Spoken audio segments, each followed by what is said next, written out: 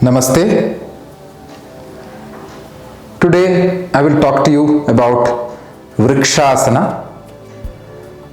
Vrikshasana means tree posture. This is a standing asana. I'll come to the nature of this asana. As the word goes, Vrikshasana means tree. So you would have seen tree has got one trunk.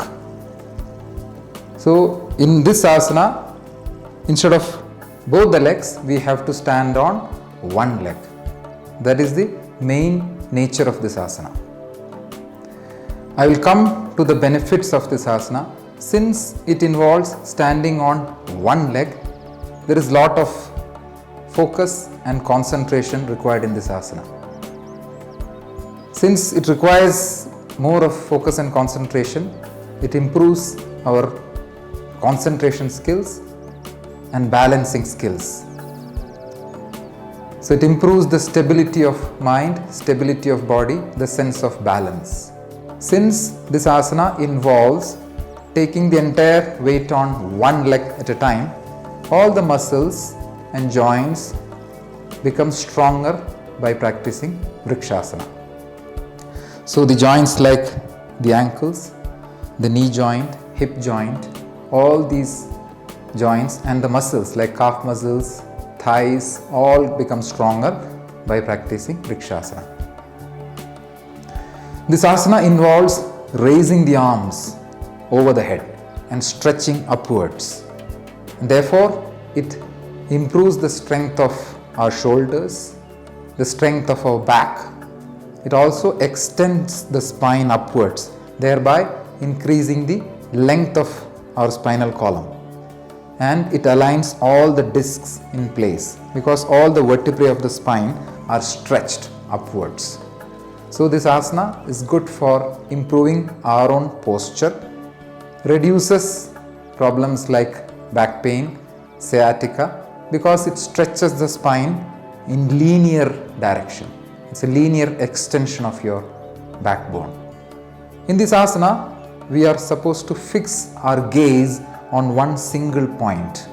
When the drishti is fixed on one point, the mind also becomes stable. When the drishti wanders, the mind also wanders. So by practicing Vrikshasana, we get a lot of clarity of thought and steady mind. The asana is very good for children especially because it improves the concentration power of the mind, since it requires looking at one point and balancing on one leg. For children, it helps to improve the focus, improve the concentration. Since it involves stretching the body upwards with the feet grounded, it helps in improving the height of children. This asana brings a lot of neuromuscular coordination. When we are trying to balance on one leg, the cochlear fluid adjusts its level, and that signal is taken by the brain, and then the body is readjusted by the practitioner so that the balance is not lost. So when this process happens, there is a lot of neuromuscular coordination required, and therefore it improves the neuromuscular coordination.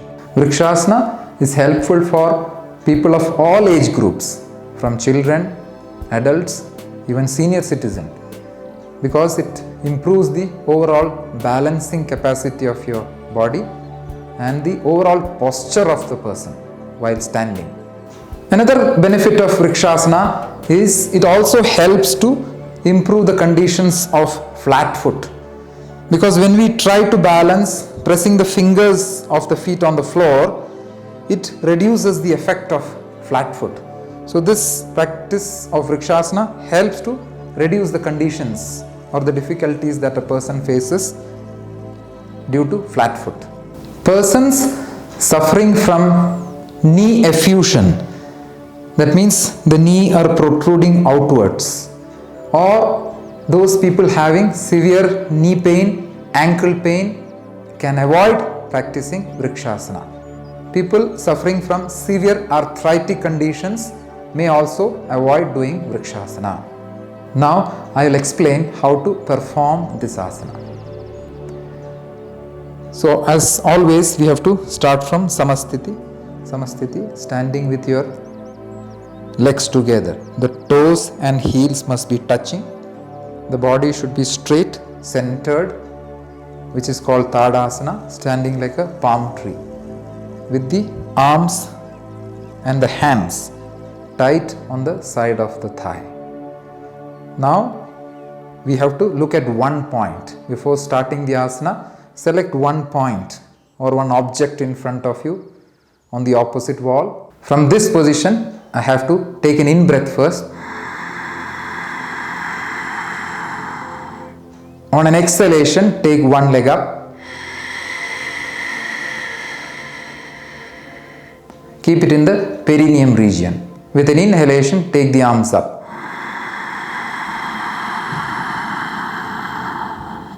Now start exhaling.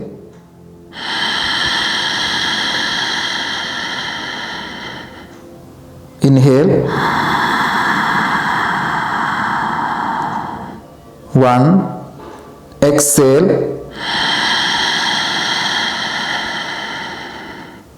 Inhale.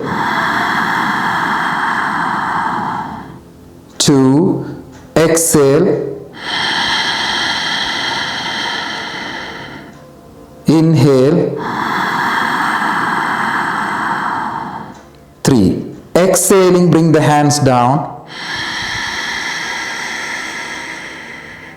With an inhale, stretch the leg forward. And exhale, bring the leg down.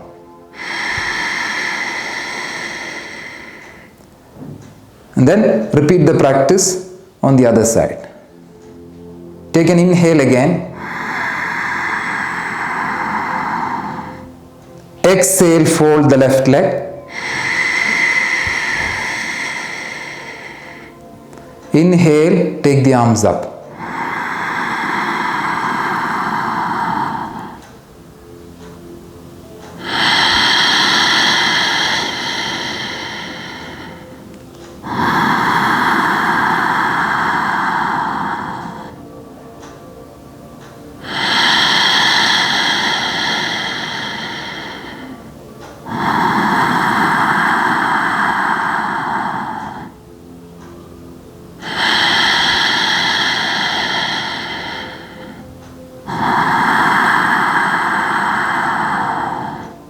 Exhaling, bring the hand down.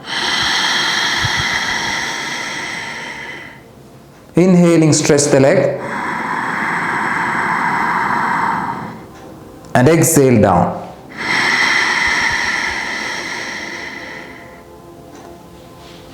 That completes Vrikshasana. So for beginners, it's difficult to balance like this. So what they must do as a beginner, instead of keeping the leg into the groin, start with just lifting the heel. So just keep the heel on the other leg, just above the ankle. So the toe will be grounded, both the toes. So in this position, try to take the arms up. So once you are able to do that much, try to keep that toe on the other toe. Just keep one toe on the other toe. So now you have shifted actually. The weight has been shifted completely to the other leg. And try to raise the arm. So this can be done as the second level. Once you feel this is also possible, try to keep the leg just above the ankle, somewhere below the knee, near the calf muscle on the shin bone. And then try to do Vrikshasana. Once you feel this is also good, you can bring the leg little above and keep it on the just above the knee joint. So you will get a little lock here. So this also you can do as the next level. And once you feel this is also good, try to increase the height and bring it on the thigh. And gradually try to bring it into the perineum, joining the calf muscle and the thigh joint. So when you do this much, the asana is complete. So gradually bring the legs upwards. This is how you have to practice Vrikshasana. Now I will come to the important points in this asana. The first important point in Vrikshasana is drishti. So our drishti should be very, very focused. The gaze should be on one single point in front. An expert can also fall. When the mind is disturbed a little, on a particular day when the mind is disturbed, it's quite possible that we may not be able to balance in Vrikshasana. Try again after some time or the next day. So the important aspect of Vrikshasana is steady gaze. Look at one point, fix the gaze. Even when I fall in Vrikshasana, try not to remove the gaze, that single point gaze. For example, see, I am now balancing and trying to balance, and then I lose the balance and fall this side. Immediately, still when this happens, I should not remove the gaze from that point. So looking at that same point, I have to come back and again raise the leg. So the drishti is very important in Vrikshasana.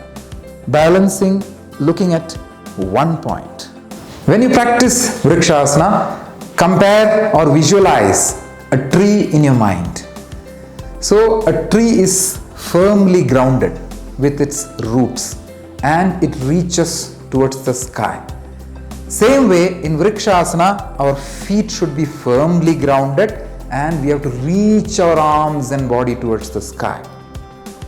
So when that reach comes, we get a lot of stretch towards the sky. So that visualization has to happen when you practice Vrikshasana.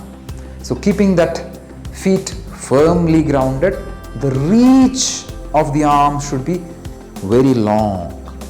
So it stretches the body upwards, improves the length of our back, arms, shoulders, legs, neck, all of them.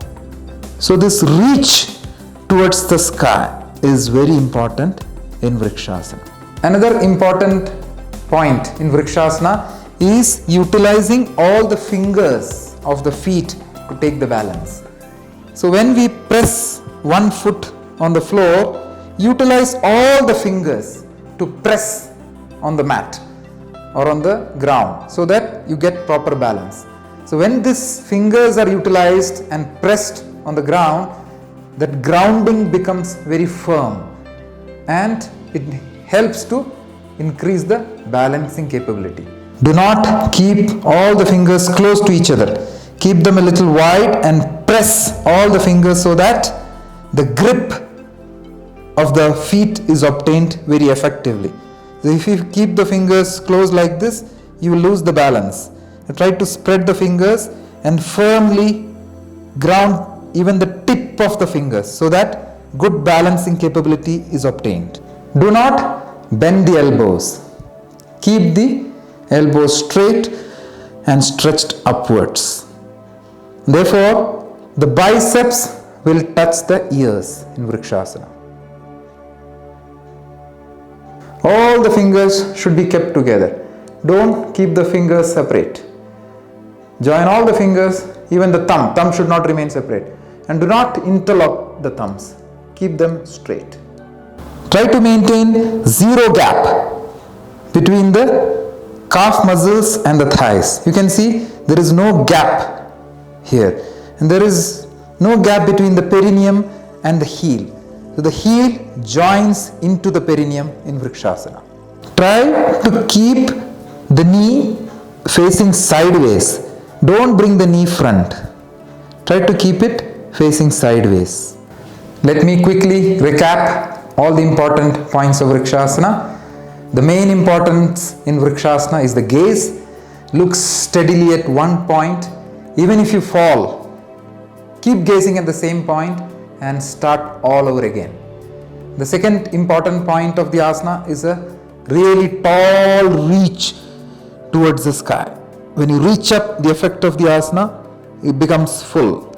So reach as high as you can, and at the same time you have to properly ground the feet. So with firm roots, reach high and high.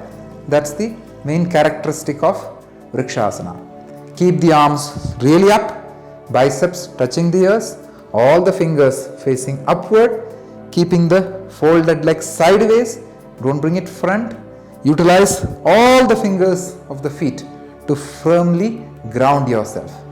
Practice nice, slow, deep Ujjayi breaths with the throat control, slow and deep inhalation and slow and deep exhalation. When you inhale, reach higher and higher. When you exhale, try to stabilize wherever you reached. Therefore, practice this asana with long, deep, good, nice Ujjayi breaths. I think I have covered all the important points of Vrikshasana. Keep practicing. Namaste.